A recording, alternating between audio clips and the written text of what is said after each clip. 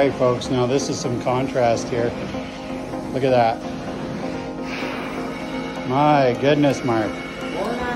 Whoa, I mean, we're not talking perfection, but we're talking, what a difference.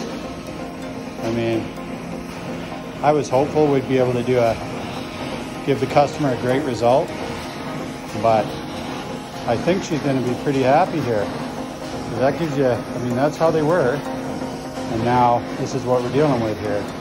So this has been no easy task. We've been in this room for over an hour now to work on these carpets, but the results are speaking for itself. Look at that, folks. Just amazing. And we have to work a slightly different way with all of this wrinkling in the carpet. So, and the wrinkling shows kind of we can't quite get that clean properly as to the way it is, so it's going to show a little bit darker. But look at that. Wow. That's a dang good job, Mark, for sure. Dang good. Look at this right here, folks. See? It's not magic. It's just hard work and skilled technicians